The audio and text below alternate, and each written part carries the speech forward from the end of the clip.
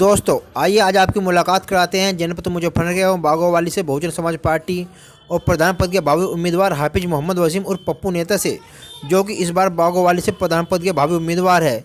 तो आइए मिलते हैं हाफिज मोहम्मद वसीम और पप्पू नेता से।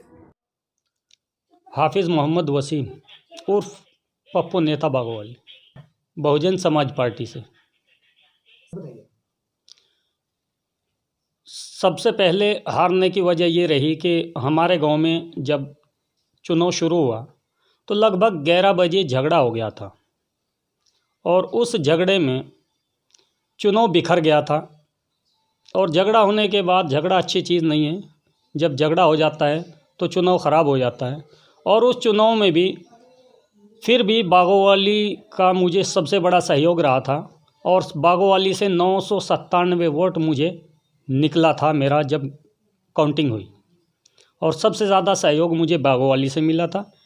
क्षेत्र के सभी गांव से मुझे ठीक ठाक वोट मिला था, लेकिन ख़ास तौर से बागोवाली की जनता ने मुझे बहुत ही मदद करी थी और बहुत ही अच्छा सहयोग दिया था। इसमें मैंने सबसे पहले काफ़ी टाइम तक सर्च किया गांव में, और सर्च करने के बाद मैंने जनता का एक रुख देखा कि जनता का ये मानना है कि भाई पप्पू भाई जो है बागोवाली वाले ये 3 बार चुनाव हार चुके हैं, और 3 बार चुनाव हारने के बाद 16 साल के राजनीतिक कैरियर में कोई दाग इनकी राजनीति में नहीं है।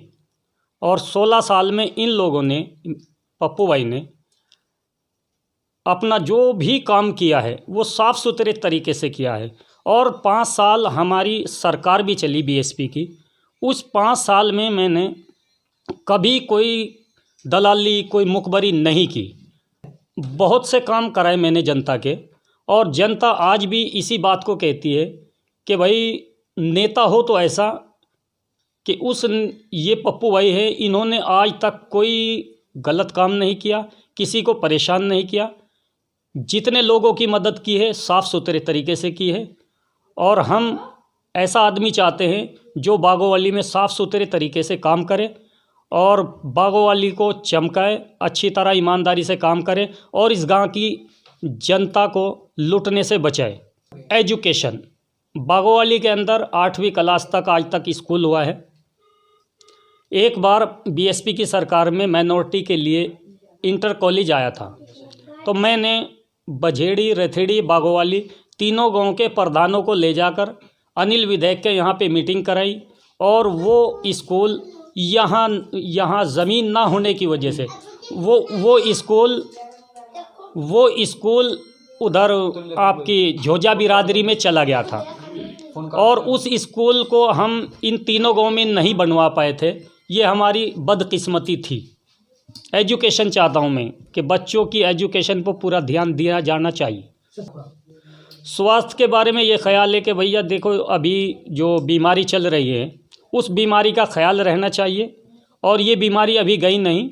2 गज़ की दूरी रहनी चाहिए, और एहतियात के साथ, जैसे गवर्नमेंट एहतियात बरतने के लिए कह रही है, हमें ये एहतियात करना चाहिए। 2 गज़ की दूरी रखे, मास्क रखे, और हर एहतियात के साथ हमें ये काम करना चाहिए।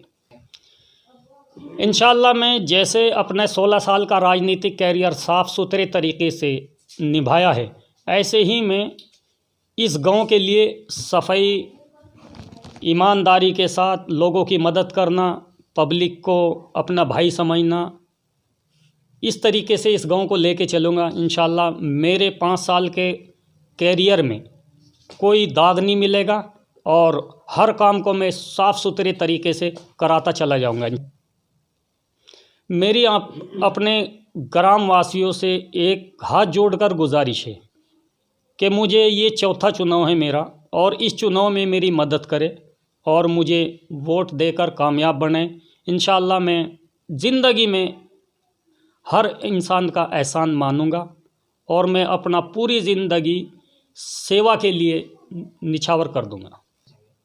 मेरी देशवासियों से यही अपील है कि बीमारी का ख़ास तौर से एहतियात रखें और गवर्नमेंट का सहयोग करें, और गवर्नमेंट के साथ मिल के चले, 2 गज़ की दूरी बनाए रखें, मास्क वगैरह पहन के रखें।